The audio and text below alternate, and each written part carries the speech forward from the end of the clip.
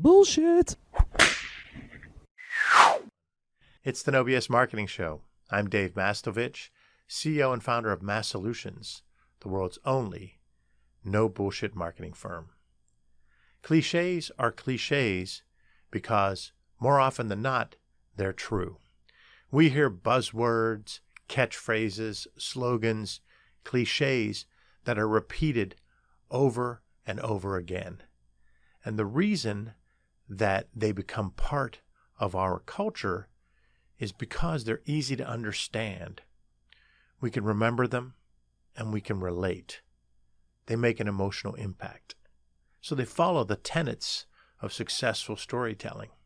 However, clichés are also often overused, misused, and misinterpreted.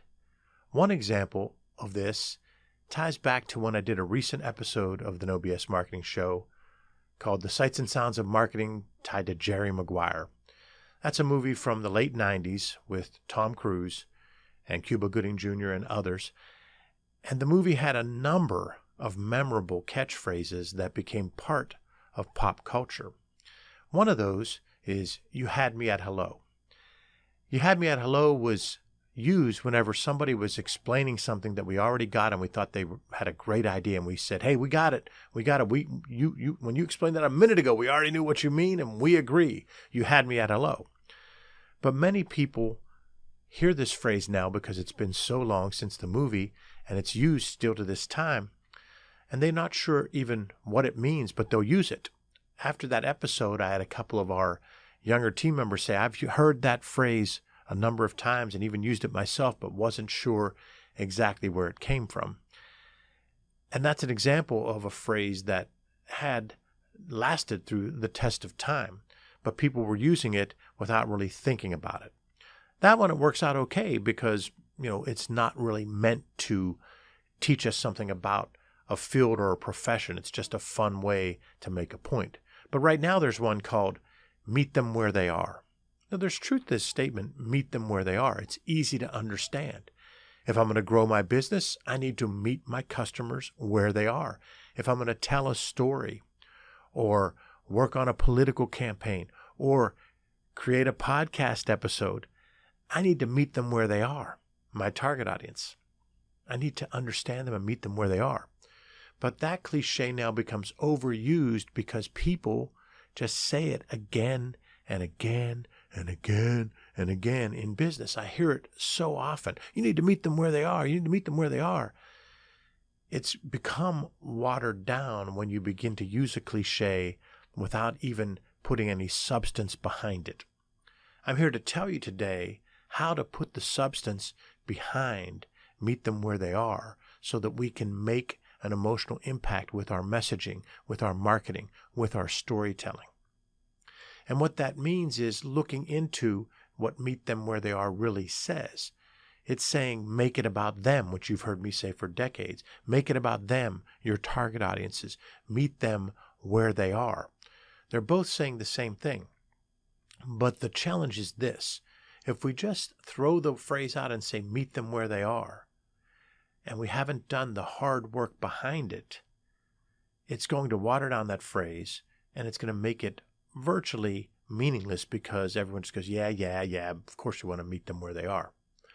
But what we have to do is understand who they really are.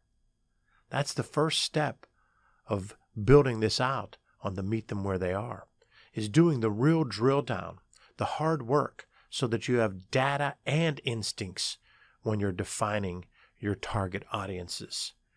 Many people use their instincts, their gut feel about who their target audience is, and then they say, well, we're going to go meet them where they are, but they haven't defined that ideal customer. They haven't done the persona. They haven't used more than 3 segmentation variables. So the first step in making sure that you get value out of the phrase, meet them where they are, is to clearly define your target audiences so you know who they really are. And most companies that I've spoken to as a speaker or that I've worked with, most companies' leaders haven't really done this real drill down and the heavy lifting of target market segmentation, ideal customer profile, and persona. Once you've defined who they are, the next step is finding out what they think and feel.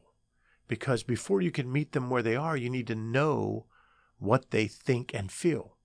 The feel part is hugely important because we tend to make decisions based on emotions. And then we find the data to back that up.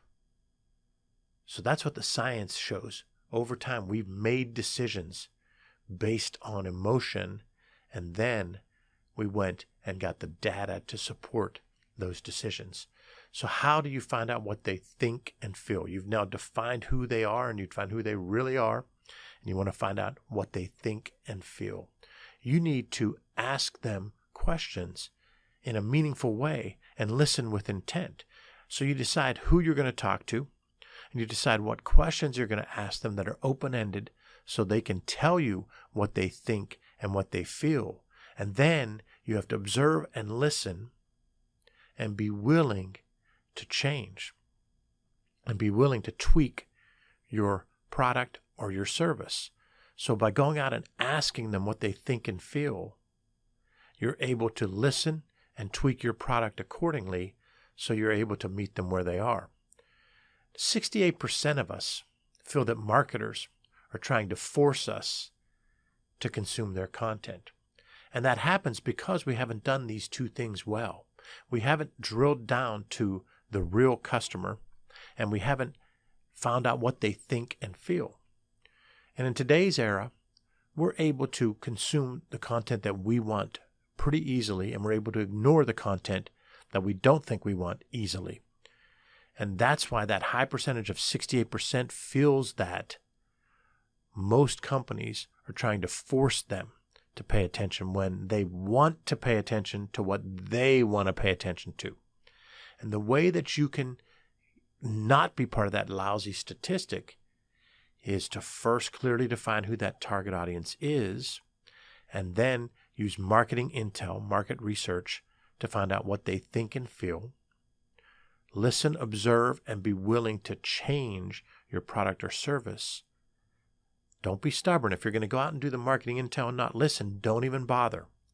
But once you've found out what they think and feel, tweak that product. And then when you tell that story to that target audience that you've clearly defined, and you have listened to them through marketing intel and listened to them and tweaked your product, they aren't going to be that 68% that feel you're trying to force them to pay attention. They're going to want to pay attention. And that's when you can meet them where they are. And that's when you've made it about them. Because you will be doing real marketing. That definition of real marketing that I gleaned decades ago and tweaked Philip Kotler's definition. That definition that starts off with finding out who your customer really is, clearly defining your customers, your target audiences, and then finding out what they want, think, and feel, and developing it so you can give it to them when and where they want it at a price they're willing to pay, and then tell them about it again and again. That's real marketing, and that enables you to not be a bad cliche or an overused cliche. That enables you to not be part of the 68% of companies that customers feel are trying to force them to pay attention. That enables you to meet them where they are, and that enables you to make it about them. So I hope this episode helped you to think a little bit differently about cliches and buzz phrases in general, but specifically about the one, meet them where they are, so that that doesn't become a hackneyed, overused, misinterpreted cliche, but becomes a meaningful mantra that you can follow by clearly defining who they really are, finding out what they think, feel, and want, developing it so you can give it to them when and where they want it at a price they're willing to pay, and then tell them about it again and again. Thanks for listening to another episode of the No BS Marketing Show, recorded here in our studios in bold, beautiful downtown Pittsburgh, Pennsylvania. Remember, ask yourself, what's the big idea? And build your story around the answer. It's all about bold solutions, no BS.